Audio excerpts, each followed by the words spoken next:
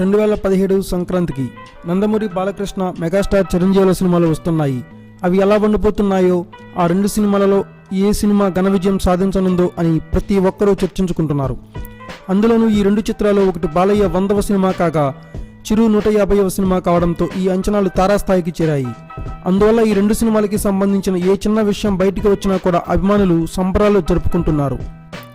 Gautamiputra Satakarni trailer విడుదల అయినప్పటి నుండి ఎవరో ఒకరు ఆ సినిమాపై పొగడ్తలు కురిపిస్తూనే ఉన్నారు.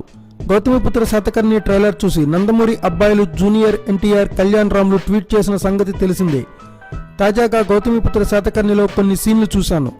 ఆ సీన్లు చూశాక నా నోటి వెంట మాట రాలేదు. ఆ సీన్లు చూడడం నా అదృష్టంగా భావిస్తున్నాను. ఫుల్ సినిమాని బిగ్ స్క్రీన్పై చూడడానికి ఎంతగానో ఎదురు చూస్తున్నాను.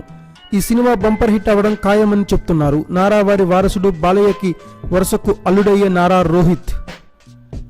ఇప్పుడు ఈ లిస్టులోకి రామ్ గోపాల్ వర్మ కూడా చేరిపోయాడు. రామ్ గోపాల్ వర్మ ట్వీట్ చేస్తూ, గౌతమిపుత్ర శాతకర్ణి సినిమాని 1 గంట పాటు తిలకించాను. నేను చూసిన గంట సినిమాలో గ్రాఫిక్స్ సన్నివేశాలు లేకపోయినా ఆ గంట సినిమాలోనే ఈ సినిమా చిరంజీవి కత్తి కంటే 1500 రెట్లు పదునైందిలాగా కనిపించింది. చూడవలసింది అసలైనది ఇంకా మిగిలే ఉంది. అందుకే ఇప్పటికే మౌనంగానే ఉంటున్నాను. ఈ రెండు సినిమాలు విడుదలయ్యాకే సినిమాలే మాట్లాడతాయి అన్నాడు Varma. Thanks for watching. Please subscribe our channel.